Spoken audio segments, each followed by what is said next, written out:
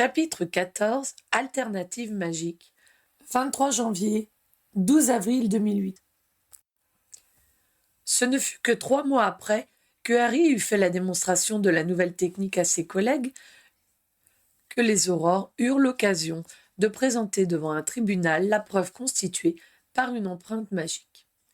Eleanor Bronston, de la même promotion que Harry, et son partenaire Chad Yodel eurent à enquêter sur le cas d'un homme dont la fille s'inquiétait de le voir devenir agressif à son égard.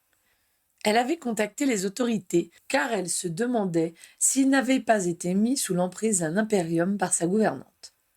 Un examen médical démontra que le père n'était pas sous l'influence d'un impardonnable, mais d'une série d'oubliettes qui lui avaient fait méconnaître sa famille.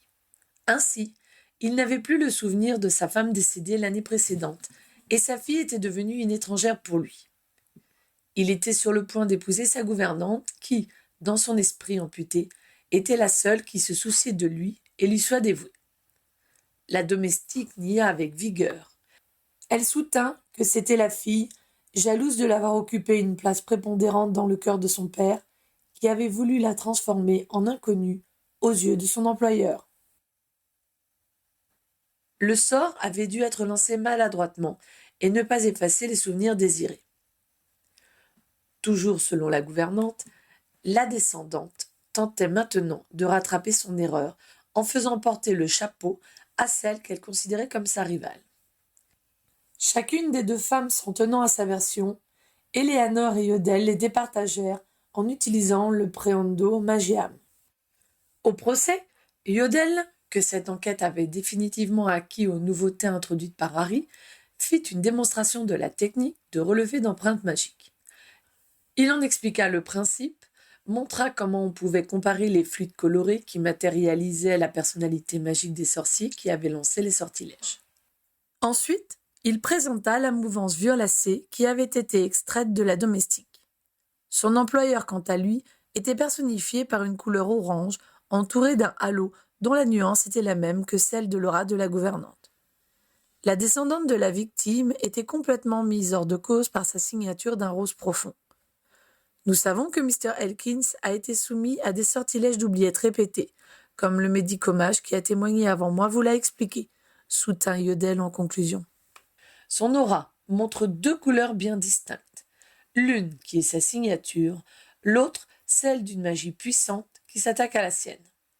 Et à qui appartient cette magie? Son apparence est précisément celle qui caractérise Mrs. Leach, la gouvernante de Mr. Elkins.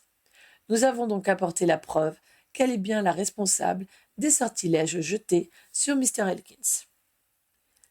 La défense tenta de récuser l'idée même d'utiliser les empreintes comme élément probant avant d'en savoir davantage sur cette technique. Le représentant du ministère qui soutenait l'accusation proposa alors le témoignage de Kelly, l'artisan-chercheur qui avait mis au point la technique. Les juges se montrèrent très intéressés.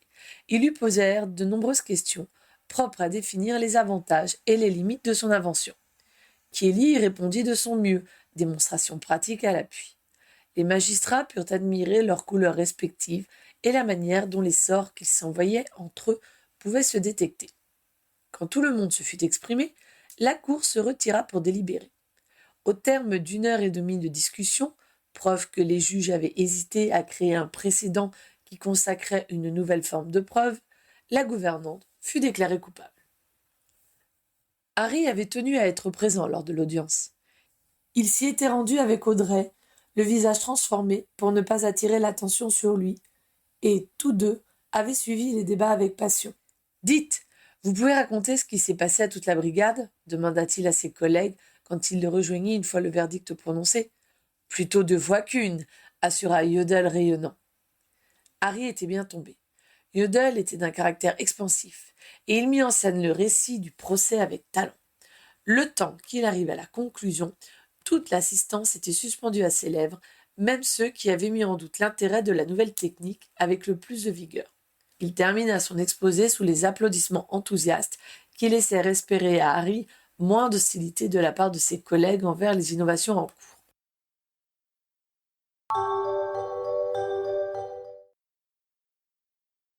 Le 13 février 2008, Roxane arriva dans le foyer d'Angelina et Georges. Le sourire de Molly, quand elle prit la petite contre elle, prouvait qu'après 7 enfants et autant de petits-enfants, sa capacité à s'émerveiller de chaque naissance ne s'était pas émoussée. Harry savait qu'elle aurait la même joie à accueillir les bébés qui grandissaient doucement en Hermione et Ginny. 2 semaines plus tard, Hermione leur fit part d'un sujet d'inquiétude. « Molly, avez-vous entendu parler de la nouvelle école qui s'est ouverte ?» demanda-t-elle un dimanche à sa belle-mère. « Oui, vaguement, » répondit celle-ci en faisant passer le sucrier pour ceux qui avaient pris un café après le dessert. « Ce sont des familles qui ont mis en commun leurs précepteurs, je crois. C'est une bonne chose, non ? Cela montre que nos idées ont fait leur chemin. » « D'après mes informateurs, ce n'est pas aussi simple, » protesta Hermione. « Tout le monde ne pourra pas intégrer cet établissement et ce sera payant, contrairement à vous. Ceux qui n'en auront pas les moyens ou qui ne seront pas acceptés pourront toujours venir chez nous, » tempéra Molly. « Ce qui nous inquiète, ce sont les intentions de ceux qui ont eu cette idée. Pourquoi ne continuent-ils pas à donner des cours familiaux ou privés chez eux ? Parce que nous les avons convaincus de la supériorité d'une scolarisation plus précoce, proposa Molly. Je crains qu'ils ne visent la concurrence davantage que l'inspiration, indiqua Hermione. La concurrence ? Faire mieux que nous ? Alors il ne nous restera plus qu'à les copier à notre tour, plaisanta Molly. Elle vit l'expression de sa belle-fille et demanda. De quoi as-tu peur exactement ? Qu'ils cherchent à faire le contraire de ce que vous faites, endoctriner les élèves pour qu'ils méprisent le monde moldu, par exemple, ou leur faire croire que la magie donne tous les droits et que les lois du ministère peuvent être contournées. Mais ma chérie, ils n'ont pas besoin d'une école pour ça. Ils ont toujours transmis leurs valeurs à leurs enfants, et tout ce que nous pouvons faire, c'est espérer que l'enseignement de Poudlard leur ouvrira l'esprit et les amènera à réfléchir par eux-mêmes. C'est vrai, reconnut Hermione. Du point de vue des valeurs que tu défends, cette nouvelle école est une bonne chose. Elle permet aux parents d'avoir le choix dans l'éducation de leurs enfants, ajouta Molly. Vous avez raison, mais je ne peux pas m'empêcher de m'inquiéter quand même. C'est dur quand la liberté de penser va dans les deux sens, la taquina Ron. Je suis pour la liberté d'opinion, répondit Hermione à son mari. Mais je trouve justement que nous manquons de vrais échanges. Je ne sais pas ce qu'il te faut, s'étonna Ginny en montrant la gazette qu'elle était en train de parcourir. Hermione n'était pas la seule à s'inquiéter de l'évolution de la société. Les nouvelles lois que le ministère de la Magie avait mises en place depuis la fin de la guerre s'inscrivaient dans un mouvement profond de modernisation du monde sorcier. D'autres changements s'étaient peu à peu immiscés dans la vie de tous les jours. Ainsi, au cours des années passées, des objets d'inspiration moldue étaient apparus. Des techniques inédites pour produire du papier avaient été mises au point par la Guilde des imprimeurs et, désormais, ce support était fréquemment utilisé dans la vie courante au lieu de se limiter aux livres et aux journaux comme auparavant. Des stylos avaient fait leur apparition. Plus pratiques à transporter et plus ergonomiques, ils rendaient inutiles les sorts de séchage pour éviter aux plumiers ou aux poches de se retrouver maculés d'encre. Il suffisait d'utiliser le bouchon. Certains étaient en outre enchantés pour être auto-ancrables et vérificateurs d'orthographe. Ceci avait fait fureur auprès des élèves de Poudlard qui en délaissaient leurs plumes classiques. Sur le plan vestimentaire, la guilde des tisserands avait continué à évoluer vers une mode moins traditionnelle. On trouvait maintenant des vestes et des manteaux pour remplacer les capes. Une fois habitués à être plus étroitement serrés, les sorciers les plus modernes avaient apprécié la liberté de mouvement que ces tenues leur procuraient. Même les pantalons moulants avaient tenté une timide apparition ailleurs que sur le quai 9-3/4, pour l'instant uniquement dans le monde sportif. L'équipe de course de ballet des Éclairs de Leeds l'avait adopté et, dans la foulée, avait gagné la coupe, ce qui constitua une excellente publicité. Mais selon Ginny, si certaines équipes de Quidditch hésitaient encore, c'est parce qu'elles craignaient de perdre en panache ce qui serait gagné en vitesse. La guilde de la table n'était pas en reste. Certains magasins s'inspirèrent du monde moldu pour proposer des bocaux contenant des plats tout préparés de fabrication sorcière. L'existence de l'école pour petits sorciers ayant fait son chemin, davantage de mères de famille continuaient à travailler, et ces produits avaient beaucoup de succès auprès des jeunes couples. Enfin, la guilde des tournois et ménestrels cherchait à mettre au point une version évoluée des appareils photographiques magiques qui se rapprocherait de ce que les moldus appelaient caméra. Ce n'était pas encore sur le marché, mais cela faisait déjà couler beaucoup d'encre, notamment de la part des comédiens de théâtre qui étaient très divisés sur le sujet. Certains pensaient que l'arrivée de l'équivalent du cinéma dans le monde sorcier allait mettre leur art en péril. D'autres mettaient en avant la possibilité de rendre immortelles leurs meilleures interprétations. La Gazette du Sorcier avait servi de tribune autant aux défenseurs du progrès qu'aux traditionalistes. Au cours des mois, les propos et les positions s'étaient radicalisés de part et d'autre, et les échanges s'étaient faits de plus en plus vifs. Cela avait bien fait l'affaire du journal, qui avait augmenté ses ventes, car la plupart des sorciers se sentaient concernés par ce débat de société. « Ce que tu es en train de lire n'est pas une vraie discussion, répondit Hermione à Ginny. Pour des raisons commerciales, l'intérêt de ce journal est d'entretenir la polémique, pas de se montrer pédagogue, ni d'expliquer les enjeux en se basant sur des faits et non des préjugés. Si tu as des idées à apporter, pourquoi ne les envoies-tu pas à la Gazette ? Elle te publiera comme les autres, suggéra Bill. Non mais tu as vu le niveau des arguments ? Je n'ai aucun intérêt à me fourvoyer là-dedans. Cela ferait perdre toute crédibilité aux valeurs que je défends. Dans un autre journal, alors, proposa Fleur. Lequel ? Sorcière Hebdo ? Pour ses lecteurs, je suis une femme adultère. Le chicaneur ? Avança Ginny. J'ai beaucoup d'estime pour Mr. Lovegood, contra Hermione. Mais il est trop délirant. Personne ne me prendra au sérieux. Eh bien, crée ton journal, conseilla Harry. Au moins, il sera exactement ce que tu veux. Tu plaisantes ? Tu crois qu'on lance un titre de presse comme ça ? Mais c'est ce que tu as fait quand tu as voulu faire connaître la vérité sur les loups-garous et les elfes de maison. Non ? Tu as écrit des livres et tu les as fait publier. Xénophilius a accepté de les éditer pour moi. Je ne peux pas lui demander de m'aider à faire paraître un journal concurrent. Et puis, c'est une chose d'écrire un livre, une autre de rédiger des articles dans la durée. Refais un livre alors. Il faudrait pouvoir parler de toutes les nouveautés qui sortent au fur et à mesure. Ce n'est pas adapté, opposa Hermione. Tu crois que tu es la seule à pouvoir informer les sorciers sur l'évolution de notre société ? Avança Angelina. Quand Harry et Ginny se sont mariés, les articles les plus intéressants et les plus documentés ont été écrits par des journalistes qu'ils avaient invités en tant qu'amis. Ils ont fait des articles de chroniques mondaines, c'est tout, protesta Hermione. Ce sont des textes déterminants pour notre société que je voudrais lire dans la presse, pas seulement ce que pensent nos copains. Et en tout état de cause, je ne peux pas à la fois travailler au ministère et être directeur de publication. Non, mais tu peux contacter des personnes que tu estimes pour la qualité de leurs articles et leur suggérer l'idée de créer un nouveau journal, avec une ligne éditoriale progressiste. Je suis certain que cela pourrait plaire aux sœurs Patil, fit remarquer Harry. Elles se plaignent toujours qu'on les cantonne à des sujets qui ne les intéressent pas. Lee pourrait participer aussi, mais il faudrait trouver un financement, une presse, des bureaux. Les guildes pourraient être intéressées, proposa Ron. Toutes celles qui financent des nouveautés aimeraient qu'on en parle de manière moins polémique. Dans le monde moldu, le mélange de l'information et des affaires n'est jamais une bonne chose à long terme, grimaça Hermione. Si on dépend de ton argent, on ne pourra plus critiquer tes interventions. Or, ce journal ne doit pas être inconditionnel pour tout ce qui est nouveau, mais servir de réflexion pour se limiter à ce qui est bon pour notre communauté.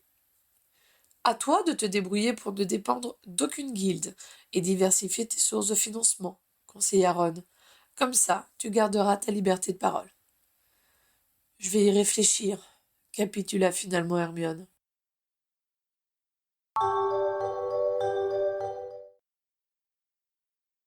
Six semaines plus tard, Harry et Ginny furent conviés à la première réunion de travail organisée par Hermione. Après avoir posé leurs enfants au terrier, où Rose était déjà arrivée, ils se rendirent chez les Weasley Granger, où ils retrouvèrent de vieilles connaissances.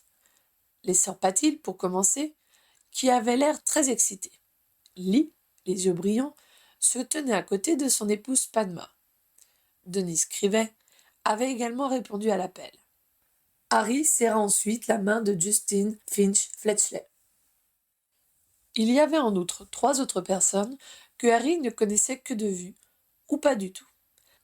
« Harry, Tu as reconnu Daisy Hookham, je suppose, lui dit Hermione en lui présentant une femme d'une quarantaine d'années. Bien sûr, je suis enchantée de vous rencontrer enfin, répondit hypocritement Harry en se demandant frénétiquement qui était cette femme. Elle a accepté d'écrire pour nous des chroniques qui compléteront son livre Ma vie de Moldu, lui indiqua Hermione, lui donnant les informations dont il avait besoin. Fantastique, approuva Harry. Hermione lui avait déjà parlé de cette sorcière qui avait vécu 1 an chez les Moldus en se passant de la magie et qui avait ensuite écrit un livre qui avait eu un certain succès. C'est un honneur pour moi de vous rencontrer, lui assura l'écrivaine. Si vous avez besoin de quelqu'un pour rédiger votre biographie, n'hésitez pas à faire appel à moi. J'y réfléchirai, éluda Harry. Hermione tapa dans ses mains pour indiquer que la séance de travail allait commencer. Merci à tous d'être venus. Je vous ai tous contactés pour que nous évoquions la possibilité de créer un nouveau magazine de fréquence hebdomadaire qui aura pour ligne éditoriale d'ouvrir le monde sorcier sur le progrès et donner à nos concitoyens une meilleure connaissance du monde moldu. Nos pages seront également ouvertes à ceux qui s'opposent à ces idées dans le but de permettre un débat sain et de qualité sur ces choix de société qui nous concernent tous. Vous avez été sollicité car vous travaillez déjà dans la presse en tant que journaliste ou photographe, que vous avez publié des ouvrages allant dans le sens d'une ouverture sur le monde moldu, ou bien que vous êtes en position d'écrire des articles juridiques ou techniques propres à rassurer les sorciers sur ce qui se passe de l'autre côté. J'ai aussi convié Harry Potter, qui a accepté de financer cette aventure. Il s'est également offert pour rédiger le premier éditorial dans lequel il expliquera pourquoi il soutient notre publication. Je vous propose d'examiner ensemble la formule que j'ai établie, en me fondant sur les discussions que j'ai eues avec chacun de vous ces dernières semaines. Elle posa des feuilles de papier sur la table et chacun se pencha dessus. Je pense que dans un premier temps, il serait prudent de nous conformer à une présentation classique, commenta Hermione. Il sera toujours temps de nous personnaliser plus tard, quand nous serons plus connus. Donc, en première page, le titre du magazine et celui des principaux articles. En page 3, l'éditorial. Ensuite, le sommaire de nos rubriques. Tout le monde l'écoutait avec attention, certains prenant même des notes. Je précise tout de suite que chacun de nos articles sera illustré par des photographies que Denis Crivet a accepté de réaliser pour nous, poursuivit Hermione. Le photographe sourit à la cantonade. Chaque numéro traitera à fond un sujet, sous la rubrique dossier. Nous tenterons d'interviewer des personnes opposées à l'évolution de notre mode de vie et de recouper ce qu'elles diront pour vérifier si leurs arguments reposent sur des faits avérés. Nous pourrons aussi débattre des obstacles réels qu'elles objecteront. Notre but sera davantage d'offrir une analyse impartiale que de prouver à toute fin que nous avons raison. Du vrai journalisme, quoi, soupira Padma. J'espère bien, lui sourit Hermione. Ce dossier sera sous ta responsabilité et celle de Lee. Ensuite, nous publierons une page historique dans le but d'exposer, semaine après semaine, que nous utilisons beaucoup d'objets inspirés du monde moldu et adaptés à notre culture. Lave-linge, lunettes de vue, télescope, photographie. Nous montrerons aussi comment nos propres inventions ont été exploitées par les moldus, sans qu'ils ne soupçonnent notre existence.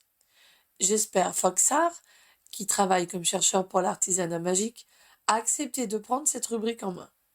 Il sera aussi responsable de la rubrique Nouvelles techniques, qui expliquera comment marchent les produits récemment mis sur le marché. Il fera éventuellement une fiche avantages, inconvénients par rapport aux équivalents plus traditionnels. Foscar sourit timidement, visiblement impressionné de se retrouver en présence de 3 héros de guerre. Ensuite, nous aurons une page juridique, poursuivit Hermione, que Justin, qui est avocat, prendra en charge. Il fera des articles de fond sur nos lois en vigueur. Il donnera également des conseils aux sorciers issus de familles moldues ou mariés hors du monde sorcier.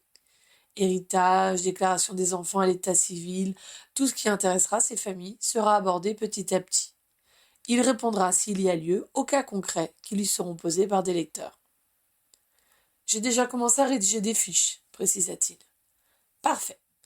Parvati assurera la rubrique mode et travaillera aussi sur les dossiers. Pour les pages sportives, on va faire découvrir les sports moldus. C'est pour cela qu'Alasdair Maddock est parmi nous. Merci d'avoir pensé à moi, se réjouit le joueur. Ginny avait raconté à Harry que Madoc avait essayé un jour de dribbler avec le soifle comme si c'était un ballon de basket. À une autre occasion, il avait fait une tête avec la balle comme un joueur de football. Ces excentricités avaient fini par lui coûter sa place de poursuiveur chez les Pies de Montrose, et il travaillait maintenant dans un magasin de Quidditch sur le chemin de traverse. La Gazette du Sorcier l'avait surnommé le Moldu maniaque. Daisy tiendra une chronique qui parlera du monde moldu de façon thématique pour que les sorciers se sentent moins perdus quand ils s'y rendent. Je vais développer des concepts que j'ai juste pu effleurer avec mon livre, expliqua la sorcière. On pourrait aussi demander à des conjoints moldus de nous raconter des épisodes de leur jeunesse, la façon dont ils ont rencontré leur époux sorcier et leurs premiers pas dans notre monde, proposa Parvati. Je rajoute la rubrique témoignage, proposa Hermione. Elle est pour toi. Tout le monde hocha la tête et Hermione nota l'idée. Pour finir, nous aurons une partie courrier des lecteurs, poursuivit-elle. Cela nous permettra de montrer que nous sommes soutenus par des sorciers et de répondre à ceux qui nous critiqueront. Cela me paraît une bonne base, jugea Lee, de forme classique, mais avec un contenu très novateur. Tu penses que cela a des chances de marcher demanda Harry. Aucune idée, admit Lee. Beaucoup de monde achètera le premier numéro pour se rendre compte de ce que l'on va traiter, mais je ne sais pas si le concept va plaire. Cela devrait attirer les jeunes et ceux qui ont de la famille moldue, non émit Ginny. Oui, mais nous n'apprendrons rien à ceux qui vont régulièrement chez les moldus, fit remarquer Lee. Et ceux qui font comme s'ils n'avaient que du sang sorcier ne vont pas vouloir attirer l'attention sur eux en lisant ce genre de magazine. Mais je suis d'accord pour dire que, dans un premier temps, ce sont les jeunes qui seront notre plus probable lectorat, continua Padma. C'est donc à eux que nous devons penser en choisissant notre mise en page. À ce propos, je n'aime pas l'idée de commencer avec une présentation classique, en profite Ali. Nous revendiquons la modernité et le refus des préjugés. Cela doit se voir du premier coup d'œil. Sinon, nous aurons l'air de ne pas assumer ce que nous écrivons. Je penche donc pour le choix d'une couverture qui tranche complètement avec ce qui existe pour le moment sur le marché. Puisque nous ne serons pas lus par les plus classiques, pourquoi tenter de leur plaire? Mais le but n'est-il pas de convaincre ceux qui sont le moins attirés par la nouveauté opposa Harry. Les autres sont déjà acquis à notre cause. On n'achète pas un journal pour y trouver le contraire de ses opinions, lui contra Parvati. Par contre, si nous offrons de bons arguments à ceux qui pensent comme nous, ils pourront les diffuser autour d'eux, et ce ne sera déjà pas si mal. Donc vous allez faire une maquette orientée vers les jeunes, résuma Hermione. Sauf si tu y vois un inconvénient. C'est vous les professionnels, reconnut Hermione. Je vous fais confiance. D'ailleurs, j'aimerais préciser tout de suite certains éléments me concernant. Je vous ai contacté pour vous soumettre l'idée de créer un nouveau magazine. Et j'ai réuni, chez moi, aujourd'hui, tous ceux qui pourraient constituer une équipe pour le réaliser. Mais après cela, je ne m'occuperai plus de rien. Je pense que c'est incompatible avec ma fonction au ministère de la Magie, sans compter que je risque d'être très accaparée pour un autre projet au moment où sortira le premier numéro, ajouta-t-elle en posant la main sur son ventre gravide. Vous serez donc complètement libre de faire ce que vous désirez et en assumerez l'entière responsabilité. Surtout Lee, qui s'est porté volontaire pour être directeur de publication et rédacteur en chef. Le journaliste leva les mains, comme pour demander l'arrêt d'acclamations inexistantes, ce qui fit rire l'Assemblée. À ce titre, commença-t-il, je vais tout de suite aborder un sujet délicat, qui est notre financement. Toute l'assistance se tourna vers Harry, en réponse au rôle qu'Hermione lui avait attribué au début de la réunion. Avant toute chose, indiqua Lee, je voudrais préciser que j'ai eu l'occasion de me pencher sur ce sujet pour la Gazette et que je sais que les principaux acheteurs d'espaces publicitaires sont les guildes. Du coup, je m'interroge sur l'opportunité d'utiliser cette source de financement car nos sujets vont souvent traiter de ce que les guildes produisent et vendent. Que se passera-t-il quand on critiquera certains produits ou que nous reprocherons à certaines guildes de ne pas assez soutenir le progrès?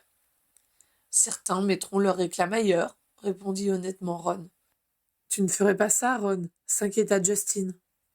En fait, ce n'est pas de mon ressort, expliqua le maître de guilde. Les publicités sont faites à la demande d'artisans particuliers qui n'ont pas tous les mêmes valeurs ni les mêmes priorités. En fonction de ce que vous direz, certains vous laisseront tomber, mais cela peut plaire à d'autres. Tu veux te passer de cette source de financement demanda Hermione à Lee. Je m'interroge à ce sujet, avoua le journaliste. Il n'y a pas tellement de journaux, donc peu d'espace publicitaire, développa Hermione. De ce fait, c'est vous qui êtes en situation de force et qui êtes en position de choisir qui pourra avoir accès à vos pages. À ce sujet, remarqua Ron, beaucoup de mes petits artisans déplorent que les prix pratiqués par la Gazette soient prohibitifs pour eux. Si vous leur proposez des tarifs plus raisonnables et favorisez les petites activités, vous vous ferez connaître à peu de frais par des centaines de personnes. Oui, comme ça me va, convint Lee. Tout le monde est d'accord. Quand il eut récolté l'accord de tous les rédacteurs, Lee continua. Heureusement, les frais de fonctionnement devraient rester réduits. Vous avez tous accepté de travailler gratuitement le temps que l'affaire se lance et, par l'intermédiaire de Ginny, nous nous sommes entendus avec Mr. Lovegood du chicaneur. Il prêtera sa presse pour imprimer nos numéros aussi longtemps que nous en aurons besoin. Nous n'aurons qu'à amener le papier et l'encre et la faire marcher nous-mêmes. Passant outre les hésitations d'Hermione, qui trouvait déloyal de requérir l'aide d'un journal dont ils pourraient devenir les concurrents, Ginny était allée voir le père de sa meilleure amie, qui lui avait répondu. Harry, Ron et Hermione peuvent me demander ce qu'ils veulent. Ils ont fait sortir ma Luna de chez les Malfoy, et je n'aurai pas assez de toute ma vie pour les remercier. Hermione avait continué à froncer le nez, mais Ron lui avait rappelé que Xenophilius n'avait pas hésité à les livrer au ministère en échange de sa fille.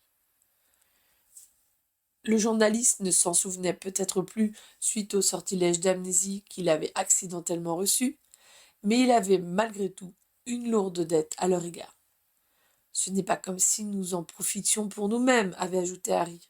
Je suis certain que ce que nous projetons de faire n'est pas en contradiction avec ses valeurs. Hermione s'était laissée convaincre.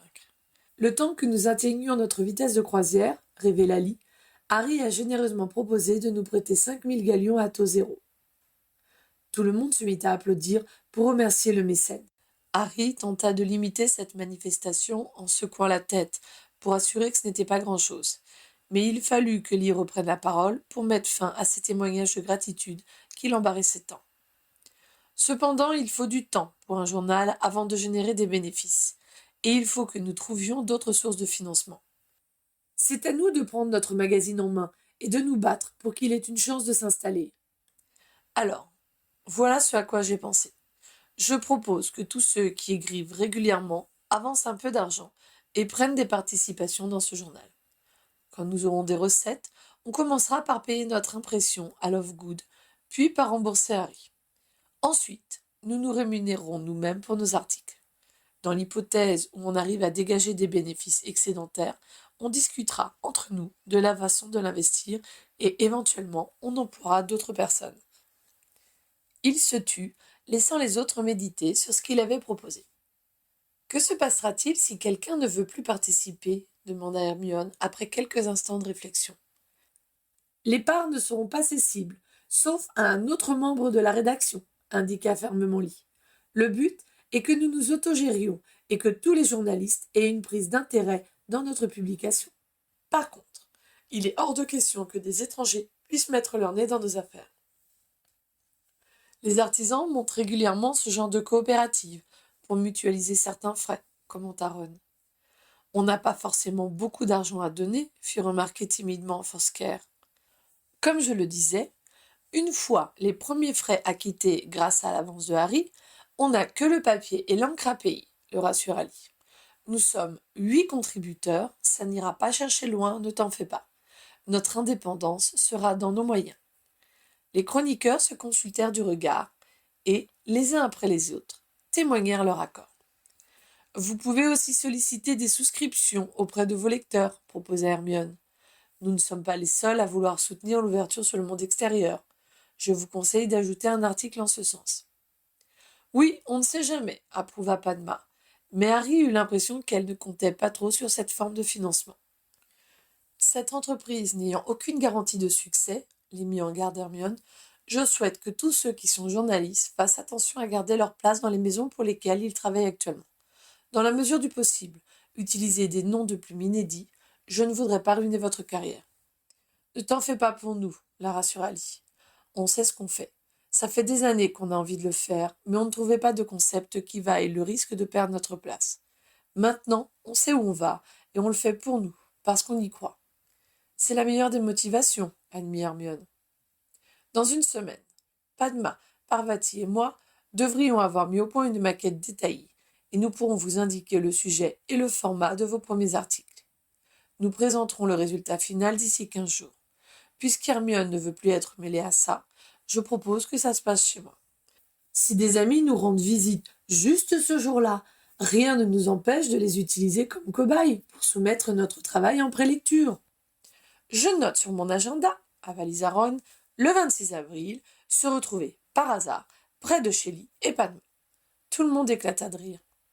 C'est dommage qu'on ne puisse pas lancer le premier numéro pour les 10 ans de la bataille de Poudlard, regretta Parvati. Ça aurait été de circonstance. En 3 semaines, c'est impossible, confirma Lee. Mais la plupart d'entre nous sont invités pour témoigner de ce qui s'y est passé. Nous pouvons en profiter pour faire un peu de promotion.